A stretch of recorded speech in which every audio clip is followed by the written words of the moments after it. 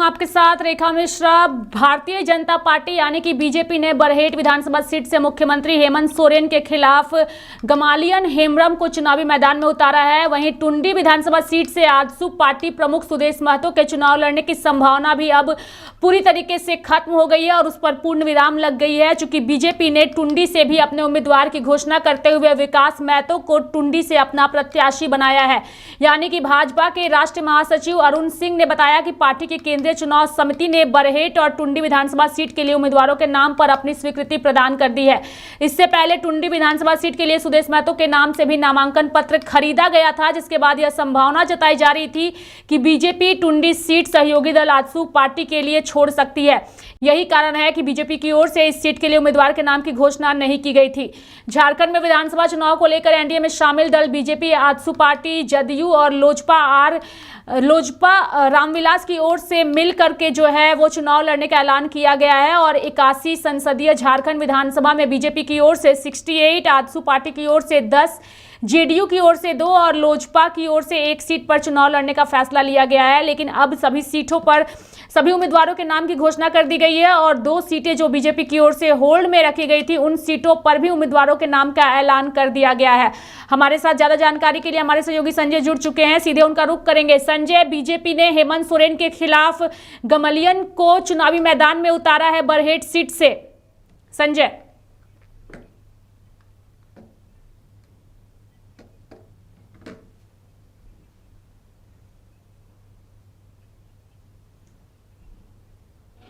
मंच पर हार्दिक अभिनंदन करते हैं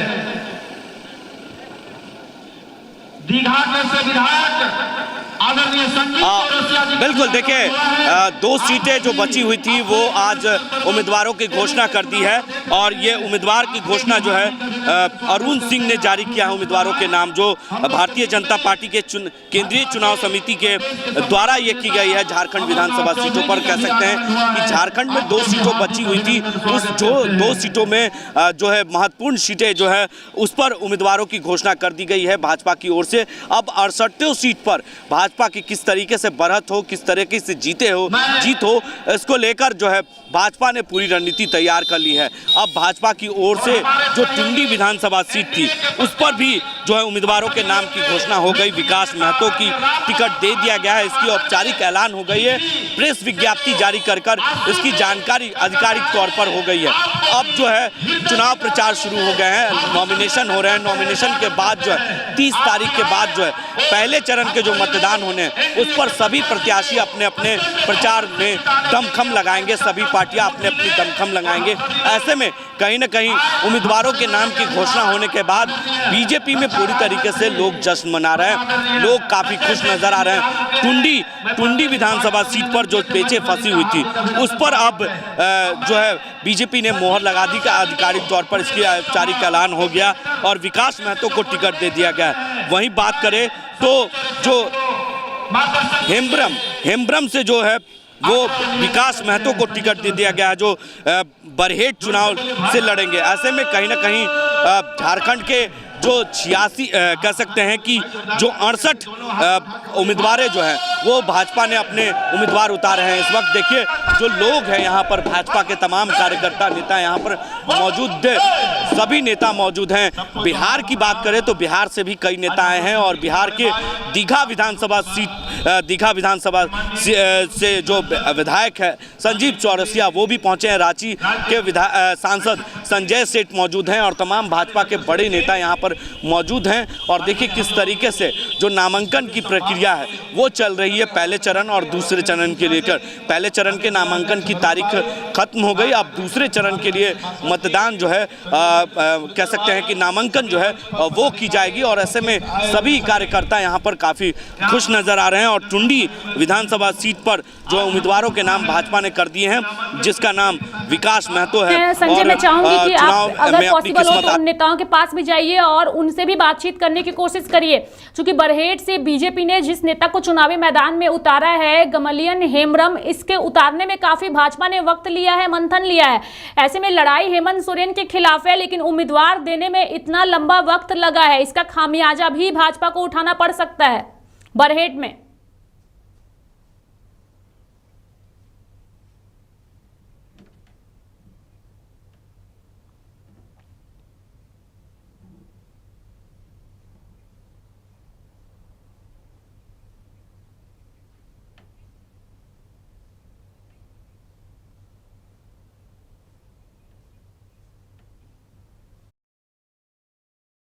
2024 का विधानसभा चुनाव जो है काफ़ी दिलचस्प होने वाला है। कई सीट पर फाइट टू फाइट लड़ाई होगी और हर सीट पर कहीं ना कहीं टक्कर देने के लिए उसी समाज को उतारा गया है जिस समाज से वहां पर ज़्यादातर वोटें हैं। महतो समाज के लोगों की वोटों पर कब्जा किस तरीके से भाजपा को हो, इसके लिए भाजपा ने पहले ही रणनीति बना ली है। तमाम जो बड़े नेता हैं वो धीरे धीरे झारखंड की ओर कूच कर रहे हैं और चुनाव प्रचार जैसे ही शुरू होगा तमाम जो बड़े दिग्गज नेता हैं हर सीट पर चुनाव प्रचार करेंगे, चाहे वो देश के प्रधानमंत्री नरेंद्र मोदी हो या गृह मंत्री अमित शाह हो या भाजपा के राष्ट्रीय अध्यक्ष जेपी नड्डा हो। तमाम जो बड़े नेता हैं, चाहे यूपी के मुख्यमंत्री योगी आदित्यनाथ हो और असम के मुख्यमंत्री हेमंत बिस्वा शर्मा हो, सभी नेता जो है झारखंड में पहुंच चुके हैं और जल्द ही प्रधानमंत्री नरेंद्र मोदी भी चुनाव प्रचार के लिए आएंगे। अभी बात करें तो कह सकते हैं कि सभी बड़े नेता जो हैं वो आ चुके हैं और ऐसे में कहीं ना कहीं इसको लेकर तैयारी जो है वो पूरी तरीके से भाजपा ने कर ली है और हर बूथ पर भाजपा का वोट हो इसका पूरा तैयारी जो है खाका तैयार भाजपा ने पहले किया है। और सबसे बड़ी खासियत ये बात है रेखा कि हर बूथ पर जो है भाजपा सर्वे कराती है अपने उम्मीदवार को उतारने से पहले। क्या जो पुराने पहले वाले जो उम्मीदवार हैं उसको लेकर कितना विरोध हो रहा है, कितना उनका समर्थन है, ये सभी सर्वे कराने के बाद ही उम्मीदवारों को घोषणा की जा रही है। हम दिखाने की एक तस्वीर कोशिश करेंगे, अपने सहयोगी से कहेंगे। देखिए बाइक जुलूस जो है वो पहुंच गया है और काफ़ी समर्थक उनके जो है वो जिंदाबाद के नारे लगा रहे हैं भाजपा के और सभी के हाथों में भाजपा का झंडा लहराता हुआ नजर आ रहा है। मोराबादी मैदान की यह नज़ारा है जहां पर जो समर्थक हैं वो पहुंचे हैं और कुछ ही देर में जो नामांकन करने के लिए प्रक्रिया है उसको पूरी की जाएगी और जिला अधिकारी के कार्यालय में जाकर जो उम्मीदवार हैं भाजपा से खिचड़ी से खिल्ली से माफ़ कीजिएगा वो उम्मीदवार जो हैं वो पहुंचेंगे और अपना नामांकन करेंगे। तो हर सीट पर भाजपा की लड़ाई है इस बार और जेएमएम सहित जयराम महतो की पार्टी भी इस बार करिए संजय।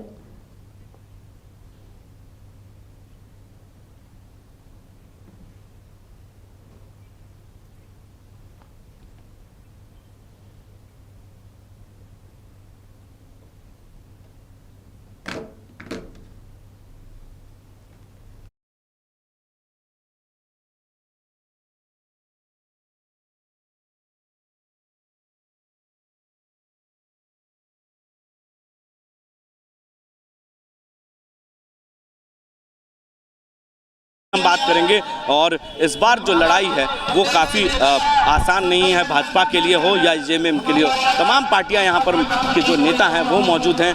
संजय सेठ से भी हम बात करेंगे कि इस बार की लड़ाई बीजेपी के लिए आसान नहीं है। हम जानने की कोशिश करते हैं संजय सेठ जी से। सर क्या कहेंगे, इस बार भाजपा की लड़ाई आसान नहीं है, क्या कहेंगे? इस बार भाजपा के हर सीट पर फाइट देने के लिए जेएमएम ने वही कैंडिडेट खड़ा किया है जो आप जिस समाज से जो लोग आते हैं खासतौर पर उसे उम्मीदवार बनाया गया है। क्या कहेंगे? देखो, भारतीय जनता पार्टी इस बार 2/3 बहुमत लेके इस प्रदेश के अंदर सुशासन लाने का काम करेगी। क्या कहेंगे इस बार मुद्दा क्या होगा भाजपा का, क्योंकि मुद्दा विहीन बातें बहुत सारी हो रही है। परिवर्तन परिवर्तन परिवर्तन परिवर्तन। किस तरह का परिवर्तन? ये मुंगेरी लाल हसीन सपने वाले दिखाने वाले का परिवर्तन, झूठी सरकार का परिवर्तन, छात्रों पर लाठी चार्ज करने का परिवर्तन, झूठे नौकरी देने का प्रलोभन देने का परिवर्तन। ये सरकार तो 5 साल सिर्फ ढकोसले और झूठे वायदे, उस पर परिवर्तन। इरफान अंसारी के बयान को लेकर अभी भी हाय तौबा मचा हुआ है। सीता सुरेन को लेकर जिस तरीके से बयानें दी गई, टिप्पणियां हुई, चलो क्यों नहीं हाय तौबा मचेगा। भारतीय समाज में क्या कोई स्थान है ऐसा? एक महिला में माँ दुर्गा, काली, सरस्वती देखते हैं और जिस तरह अमर्यादित भाषा की है उनको तो 1 मिनट में इस समाज एक्सेप्ट नहीं कर सकता और निश्चित रूप से उन पर कार्रवाई होनी चाहिए, उनको पार्टी से निकालना चाहिए। ये मर्यादा है सामाजिक मर्यादा जिसने तोड़ दी, वो सार्वजनिक जीवन में उसका कोई स्थान नहीं। लेकिन कांग्रेस कह रही है कि मुद्दे की बातें आप लोग नहीं कर रहे हैं, मुद्दे की बात नहीं कर रहे हैं। बाद में बात करें। लाइव चल रहा है सर, दर्शक देख रहे हैं, लाइव देख रहे हैं। क्या कहेंगे, मुद्दाहीन बात कर रहे हैं आप लोग, मुद्दा की बात नहीं है। क्या मुद्दा है भाई? नौकरी मुद्दा नहीं है, रोजगार मुद्दा नहीं है, बेरोजगारी भत्ता मुद्दा नहीं है, महिलाओं गाली दो मुद्दा नहीं है। क्या मुद्दा है भाई? अरे यही तो मुद्दा है। रोजगार मेरा मुद्दा है, किसानों को पैसा आपने बंद कर दिया वो मुद्दा है, महिलाओं के साथ अत्याचार मुद्दा ज्यादा करते हैं, ये कहना है। अरे जो उसको बांटने का काम, ये जो माने बांग्लादेश जो घुसपैठिया है उसको दामाद बना के रखे क्या? उनको तड़ी पार करेंगे, एक एक को चुन के बाहर फेंकेंगे। क्या बात है भाई? वो हमारे यहाँ धर्मशाला थोड़ी है देश। यहाँ पे रहने वाले भैया बहनों का वो रोजगार छीन रहे हैं, वो उनके हमारे श्रमिकों के बच्चे भूखे रह रहे हैं, और वो दिन में झूठा व्यवसाय करते हैं और रात में लॉन्ड्री तोड़ते हैं। क्या ऐसे लोग रहने का अधिकार है क्या? और किसी भी कीमत पर बांग्लादेशी मुसलमानों का यहाँ रहना बिल्कुल गलत है। पार्टी आती ऐसे बांग्लादेशी घुसपैठियों को यहाँ से उखाड़ कर उनको बांग्लादेश भेजने का काम करेंगे। बांग्लादेश को भेजने का काम करेंगे। बांग्लादेशियों का जो घुसपैठ है झारखंड में, उसे यहाँ से उखाड़ फेंकने का काम करेंगे। ऐसी पार्टियाँ जो है वो कहीं ना कहीं बांग्लादेशियों को घुसपैठ करने का काम करते हैं। संजीव चौरसिया जी हैं, पटना से पहुँचे हैं, हम बात करेंगे, सीधे बात करने की कोशिश करेंगे। सर, झारखंड पहुँच गए हैं आप भी चुनाव प्रचार के? निश्चित तौर पर आज पूरे देश भर में झारखंड एक समर भूमि में बहुत ही आवश्यक है, और विकास और विश्वास देने का काम भारतीय जनता पार्टी एनडीए के सरकार ने किया है।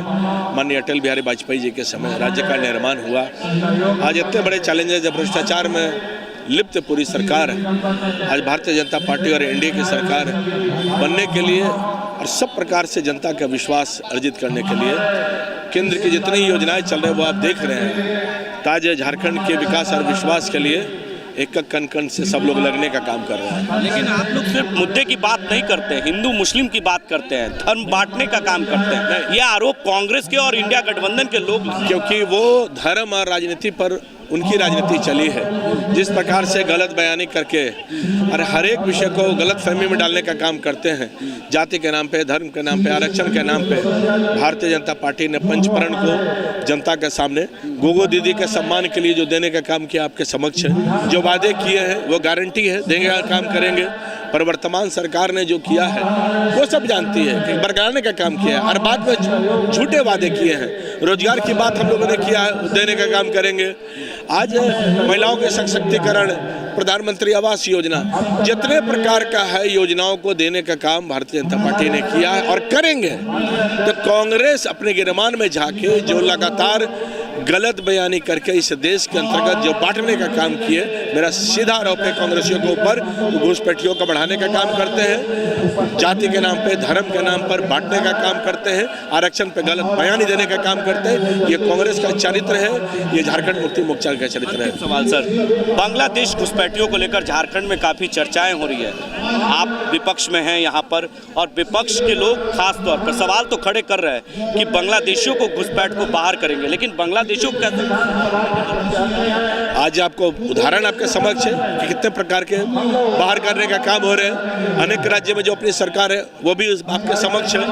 तो जिस प्रकार से उन्होंने आदिवासी बहनों के साथ रोटी बेटी छीनने का काम किए हैं, धर्मांतरण को गतिविधि को धर्मांतरित करते हुए आगे बढ़ाने का काम किए हैं, घुसपैठिया का परिणाम किस प्रकार से असंतुलन हो गया है वो आपको ध्यान में है। तो जो असंतुलन करने का काम किए हैं, घुसपैठिया चारागाह बना लिए हैं, बंगाल के राह पर जेएमएम ने झारखंड को भी डालने का काम किया है। तो आज हम लोग अपनी सरकार बनेंगे तो चिन्हित करने का भी काम करेंगे, और जो कार्रवाई होगा वो करने का काम करेंगे। योगी बाबा की तरह यहाँ भी बुलडोजर चलेगा बांग्लादेशियों में?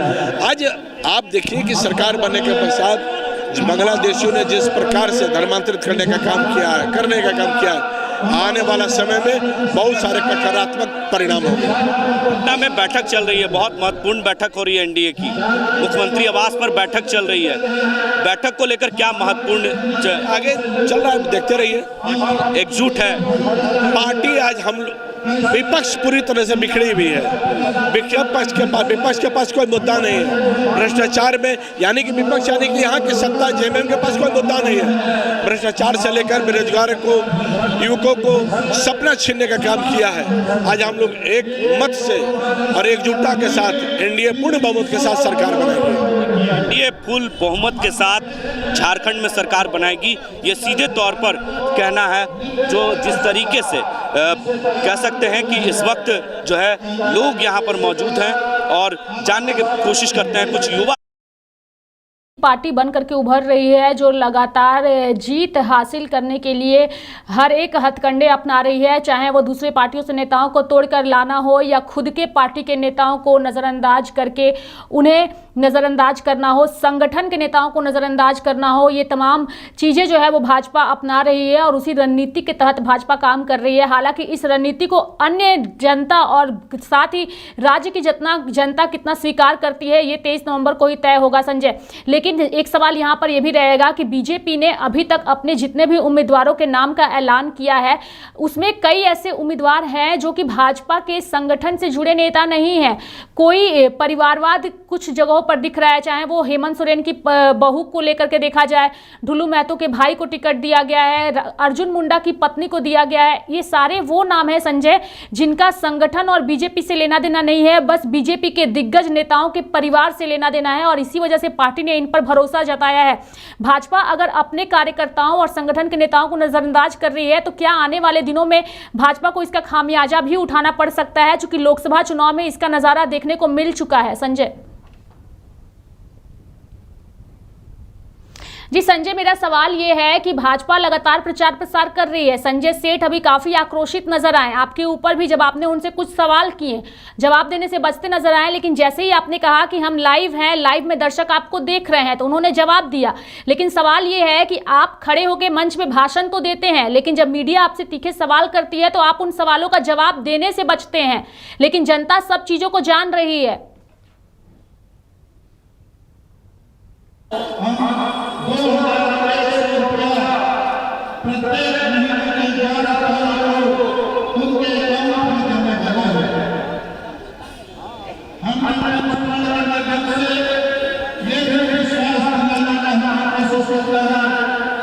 बिल्कुल, देखिए कहीं ना कहीं भाजपा इस बार 2024 के चुनाव में डरी हुई है और हर सीट पर फूक फूक कर कदम रख रही है।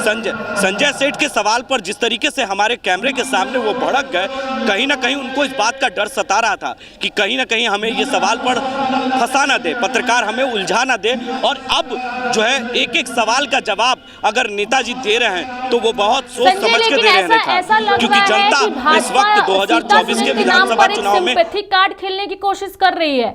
हेमंत सोरेन और उनकी भाभी को लेकर के जिस तरीके से भाजपा की ओर से लगातार चीजें कही जा रही है और एक छवि इरफान अंसारी की बनाने की कोशिश की जा रही है, जबकि इरफान अंसारी ने माफी भी मांग लिया है, लेकिन महिला कार्ड और सिंपैथी कार्ड साफ तौर पर भाजपा की ओर से खेलने की कोशिश की जा रही है। इस सिंपैथी कार्ड से जनता कितनी खुश होगी? हाँ बिल्कुल,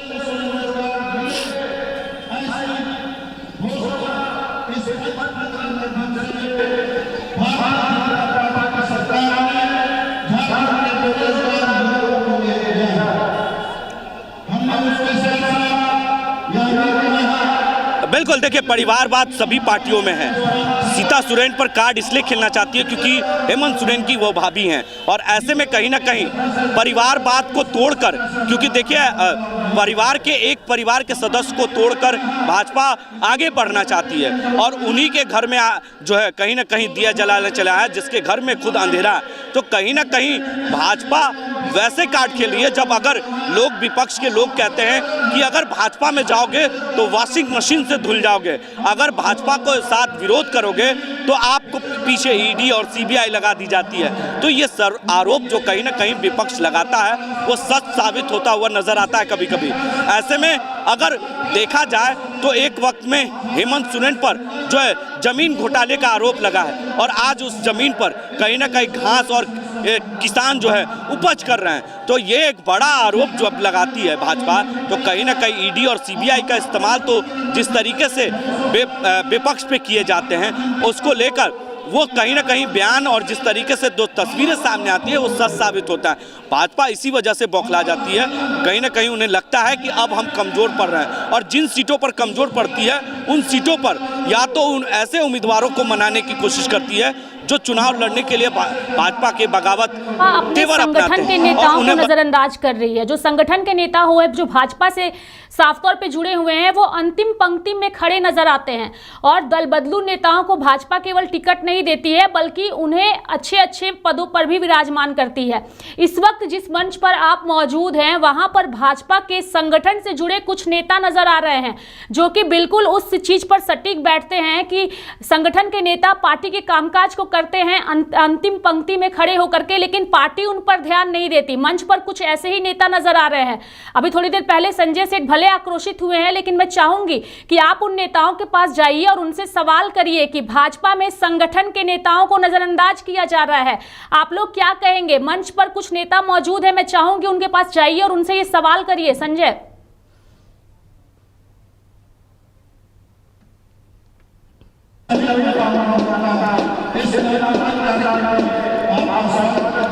आवाज कट रहा, आवाज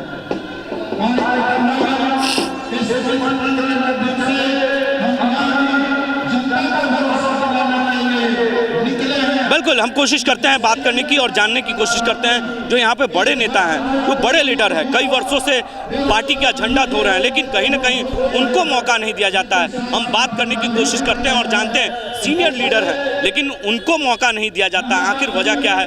जो ऐसे नेताओं को जहाँ पर परिवारवाद की बात होती है तो भाजपा के अंदर भी परिवारवाद है, ये कहीं ना कहीं दिखता है। और ये भीड़ जो है देखी जा रही है कि कहीं ना कहीं जो खिचड़ी विधानसभा सीट के लिए जो आज नामांकन है वो की जा रही है, उसके लिए तमाम यहाँ पर कार्यकर्ता एकजुट हुए हैं, बड़े नेता शामिल हुए हैं। उन बड़े नेताओं से भी हम बात करेंगे, लेकिन वो अभी फिलहाल भाषण दे रहे हैं और उन भाषण जैसे ही उनकी खत्म होगी मैं उनसे भी बात करूंगा और जानने की कोशिश करूंगा। एक तस्वीर पहले हम दिखाने की कोशिश करते हैं और जानते हैं।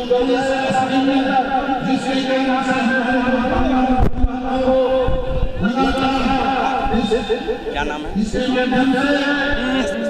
दिनेश मिश्रा। गणेश मिश्रा। चलिए, भाजपा के बड़े नेता हैं गणेश मिश्रा जी, उनसे भी हम जानने की कोशिश करेंगे।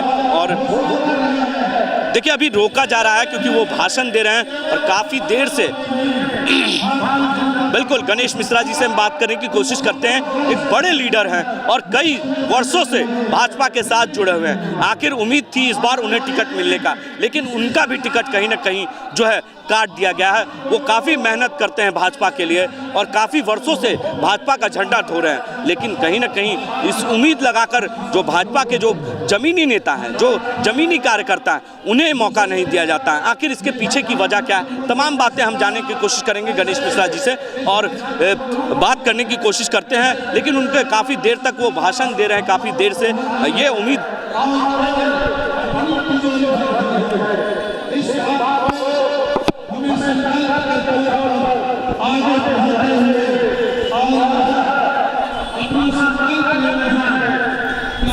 संजय चूंकि इस वक्त संगठन से जुड़े नेता, चूंकि हमने यही सवाल किया है कि जो संगठन से जुड़े नेता है वो अंतिम पंक्ति में खड़े रहते हैं। जी बात करिए।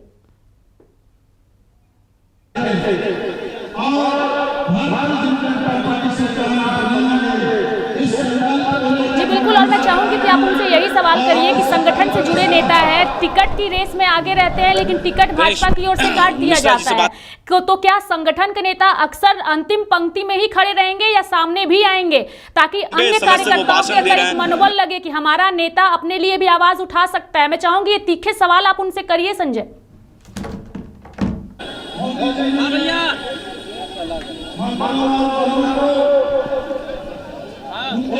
बिल्कुल बिल्कुल बिल्कुल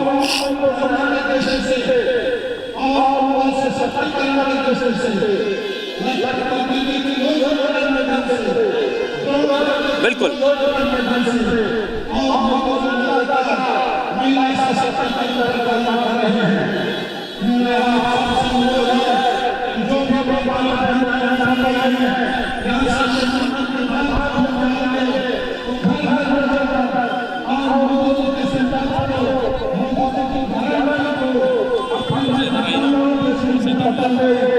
खत्म होने देना है, भाषण खत्म होने देना है। हाँ, हो जाएगा।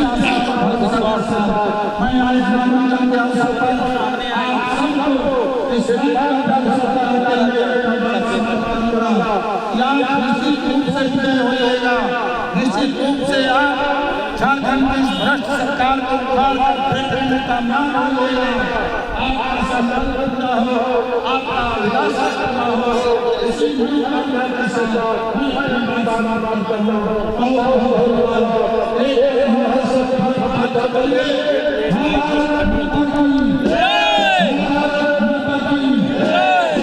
नारेबाजी तो हो रही है। गणेश मिश्रा जी से बात करने की कोशिश करते हैं और सीधी तस्वीर हम दिखाएंगे। संगठन के लिए काफ़ी दिनों से आप लगे हुए हैं, उम्मीद थी कि इस बार आपको टिकट मिलेगा, लेकिन अचानक ऐसा क्या हो गया जो टिकट नहीं मिल पाया? देखिए, संगठन में काम करने वाले लोग या इस भारतीय जनता पार्टी में काम करने वाले लोग चुनाव लड़ने के लिए केवल काम नहीं करते हैं। भारतीय जनता पार्टी के द्वारा जो भी काम दिया जाता है उन कामों को कैसे ठीक प्रकार से किया जाए, इसमें हम लोगों को भरोसा ज़्यादा है। और जो चुनाव लड़ेगा या नहीं लड़ेगा, वो सारे लोग मिलकर इस बात के लिए आगे बढ़ेंगे कि इस झारखंड में कैसे हमको यहाँ की सरकार को उखाड़ फेंकना है और एक ऐसी सरकार यहाँ लाना है जो विकास भी देगी, जो भ्रष्टाचार को दूर करेगी, जो कानून और व्यवस्था की बिगड़ी हुई स्थिति को ठीक करेगी और महिलाओं में स्वावलंबन का भावना लाकर बेरोजगार नौजवानों को बेरोजगारी को दूर करते हुए और उनके लिए एक अच्छा मार्ग प्रशस्त करेगी। टाइटल का असर तो नहीं है मिश्रा, सवाल ये उनसे और आप जातिवाद का असर करिएगा तो नहीं कि है? परिवारवाद का डेफिनेशन आपके हिसाब से क्या है? क्योंकि परिवारवाद भाजपा में भी है, लेकिन भाजपा मानती नहीं है। ओबीसी को ज्यादा दिया गया है, फॉरवर्ड जातियों की है, क्या जाति के आधार पर टिकट बांटती है बीजेपी? भारतीय जनता पार्टी में हम लोग जातिवाद का भरपूर विरोध करते हैं और हम लगातार झारखंड की जनता से आह्वान भी करते हैं कि ये लोग जो कांग्रेस और राजद वाले लोग हैं, ये जाति पाति में बांटेंगे और भारतीय जनता पार्टी राष्ट्रवाद के आधार पर इस राज्य को और इस देश को कैसे मजबूत करेगी, हम इस दिशा में लगातार काम करते रहेंगे। भारतीय जनता पार्टी जाति के आधार की पार्टी नहीं है, धर्म के आधार की पार्टी नहीं है। हम संपूर्ण राष्ट्र को एक नज़र में बांधने का और एक दृष्टि से चलने का विश्वास करते हैं और उसमें सारे लोगों को जोड़ते हैं। यही आधार पर हमारा काम करने का तरीका है। ये आरोप आप लोग तो लगाते हैं परिवारवाद का, परिवारवाद तो आपकी पार्टी में भी है। क्या परिवार को देखकर ही टिकट दिया जाएगा? जो वैसे बड़े नेता हैं उनके परिवार को ही टिकट मिलेगा? आप इतनी मेहनत करने के बावजूद भी आप इस तरह कर रहे हैं। आप इसको व्यक्ति के साथ जोड़ करके मत देखिए और कोई परिवार के साथ जोड़ करके मत देखिए। एकाध कोई घटनाएं हुई हैं तो वो भारतीय जनता पार्टी का वो आदर्श नहीं है। 1000 वोट से आप हारे थे लालगढ़ में, उसके बाद भी पार्टी ने आपको इनाम स्वरूप कुछ नहीं दिया और आपका टिकट भी 2019 में काट दिया गया। जी, मेरा सवाल संजय ये है कि 2014 में गणेश मिश्रा जी को भाजपा ने टिकट दिया था, मात्र 1000 वोट से ये चुनाव हारे भी थे, लेकिन उसके बावजूद भाजपा ने इनका 2019 में टिकट काटा और दल बदलुओं पर भरोसा जताया। दल बदलुओं नेताओं के ऊपर भाजपा क्या पूरी तरीके से हावी हो चुकी है? जी, मेरा सवाल ये है कि भाजपा अब सिर्फ दल बदलू नेताओं पर भरोसा जताती है, संगठन के नेताओं को नजरअंदाज करना भाजपा के लिए खामियाजा उठाना पड़ सकता है।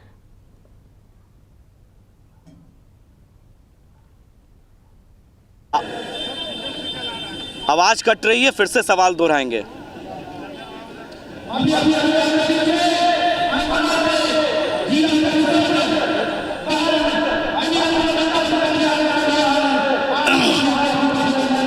बिल्कुल, जो संगठन से मजबूत तौर पे काम करते हैं नेता, जैसे आप लगे हुए हैं, लेकिन आपका टिकट काट देना ये कहाँ तक उचित लगा? क्योंकि जिस तरीके से वैसे नेताओं को टिकट मिल जाता है जो जमीनी स्तर पर काम नहीं कर रहे हैं, बस वो परिवार से आते हैं, बड़े ओहदे वाले लोग हैं, उस जाति से आते हैं, तो उनका टिकट कैसे पाएंगे? बार बार इन चीज़ों की चर्चा करके और इस चुनाव को जो एक सही दिशा में जा रहा है, इससे अलग करने का ये प्रयास ठीक नहीं है। मैं केवल इतना ही कह रहा हूँ कि जिसको भी टिकट मिला है, हम सब मिलकर और भारतीय जनता पार्टी के कार्यकर्ता मिलकर उन लोगों को हाथों को मजबूत करेंगे, उन्हें जिताएंगे और झारखंड को, हमारे सामने जो एक प्रायोरिटी है कि इस झारखंड को भ्रष्टाचार से मुक्ति दिलाना है, बेरोजगारों से के समस्या का समाधान करना है और हम लोग इस झारखंड जो लूटपाट करके और जो लोग इस सरकार के लोग जिस तरीके से झारखंड को बर्बाद कर रहे हैं, हम उन दिशाओं की ओर नहीं ले जाएंगे जिस दिशा में चल करके और झारखंड बर्बाद हुआ है। हम चुनाव कोई भी लड़े, लेकिन हम लोग चुनाव को सबके नेतृत्व में जीतेंगे, सबके देखभाल में जीतेंगे और सबको जिताने का प्रयास करेंगे। यही उद्देश्य लेकर के हम काम कर रहे हैं। क्या होगा इस बार? बांग्लादेशी घुसपैठी को लेकर काफ़ी मुद्दाएं आप लोगों ने उठाया है और इसकी चर्चा भी काफ़ी हो रही है। देखिए, हमारा मुद्दा क्या होगा, ये पंच प्रण के माध्यम से हमने झारखंड की जनता को बताया है। उसमें पहला हमारा महिलाओं का सशक्तिकरण है, जिसके माध्यम से हमने गोगो दीदी योजना के माध्यम से यह बताने का प्रयास किया है कि आप भाजपा के साथ जुड़िए, हमारी सरकार बनेगी तो निश्चित रूप से हम जो संकल्प लिए हैं उसे हम पूरा करेंगे। अर्थात 2100 रुपया और हर महीने की 11 तारीख को हम झारखंड की जो माताएं बहनें हैं उनके लिए, उनके सशक्तिकरण के लिए हम करने वाले हैं। दूसरी बात यह है कि यहाँ पर बालू की लूट लगातार हो रही है और जो यहाँ के गरीब लोग हैं उनको घर बनाने तक के लिए बालू मुनासिब नहीं हो रहा है, मुहैया नहीं हो रहा है। तो हमने आश्वासन दिया है उस पंच प्रण के माध्यम से कि इस बालू को हम फ्री करेंगे और झारखंड के लोगों को इसका लाभ दिलाएंगे। दूसरी बात, हमने झारखंड के युवाओं के लिए कहा है कि यहाँ जो बेरोजगारी की समस्या है और जो सरकार के अंदर रिक्त पद पड़े हुए हैं, उन सारे रिक्त पदों को कैलेंडर के माध्यम से, कैलेंडर के तरीके से घोषित करके, अर्थात कैलेंडर ईयर बनाकर और उस रिक्त पदों को भरकर यहाँ के झारखंड के बेरोजगार युवाओं को रोजगार देंगे। ऐसा हमने पंच प्रण के माध्यम से कहा है। हमने ये भी कहा है कि जो युवा उस नियुक्ति के माध्यम से अपनी बेरोजगारी में नहीं आ पाते हैं दूर करने के लिए, अर्थात वो उस कंपटीशन को कंप्लीट नहीं कर पाते हैं, उनको भी निराश होने की ज़रूरत नहीं है। भारतीय जनता पार्टी ने उनके लिए भी प्रत्येक महीने की तारीख में 2000 रुपये का बेरोजगारी भत्ता जब तक उनको रोजगार नहीं मिल जाता है तब तक देने का संकल्प भारतीय जनता पार्टी ने लिया है। हमने ये भी लिया है प्रण के माध्यम से कि जो गैस सिलेंडर अभी जिस रेट में मिल रहा है वो केवल झारखंड की सरकार बनने के बाद 500 रुपया में सभी घरों में हम उपलब्ध कराएंगे। ये हमने झारखंड की माताओं बहनों को आश्वस्त किया है। उसके अलावा 2 फ्री में गैस सिलेंडर हम देने वाले हैं। हमने ये भी झारखंड के गरीब लोगों को आश्वस्त करने का प्रयास किया है पंच प्रण के माध्यम से कि वो गरीब बिना छत के नहीं रहेंगे। सारे लोगों को एक निश्चित समय सीमा के अंदर उनको पक्का का मकान मिले, ये बात हम लोग इसके माध्यम से सुनिश्चित कर रहे हैं। इसलिए हमारा जो प्रयास है वो झारखंड के लोगों को आगे बढ़ाने का है, झारखंड के बेरोजगारी को दूर करने का है, झारखंड के विधि और व्यवस्था जो बिगड़ रही है उसको ठीक करने का है। इन सारे मुद्दों के आधार पर हम ये चुनाव को आगे बढ़ाने का कोशिश कर रहे हैं। देखा, इस वक्त गणेश मिश्रा जी थे, उन्होंने हमारे तमाम सवालों का जवाब दिया और उन्होंने कहा कि युवाओं पर और महिलाओं पर खास तौर पर फोकस है, क्योंकि इस बार अगर सरकार बीजेपी की झारखंड में बनती है तो कहीं ना कहीं उन्हें 2 सिलेंडर मुफ्त में दिया जाएगा और युवाओं को 2000 रुपये भत्ता भी दिया जाएगा। भाषणबाजी भी करती है, लेकिन मुफ्त की रेवड़ी देने का भी ऐलान करती है कि अगर हम सत्ता में आएंगे तो हम भी मुफ्त की रेवड़ियां भी बांटेंगे। भले मुफ्त की रेवड़ियां अगर दूसरी पार्टियां बांटे तो वो गलत है, लेकिन हम बांटे तो वो सही है। दूसरी पार्टियां अगर परिवारवाद करे तो वो गलत है, लेकिन अगर हम परिवारवाद करें तो वो सही है। धन्यवाद संजय हमारे साथ जुड़ने के लिए और तमाम सवालों का जवाब भी लेने के लिए। चूंकि बीजेपी राज्य में एन केन प्रकारेण सभी तरह से सत्ता में काबिज होने को लेकर के सभी तरह के हथकंडे अपना रही है, लेकिन असल फैसला जनता के हाथों में है कि जनता भाजपा के काम से कितनी खुश है और जनता भाजपा को क्या आने वाले दिनों में 2014 की तरह पूर्ण बहुमत के साथ सत्ता में काबिज करती है या नहीं। मेरे साथ फिलहाल अभी के लिए इस बुलेटिन में इतना ही। आप देखते रहिए लाइव इंडिया हर पल। नमस्कार।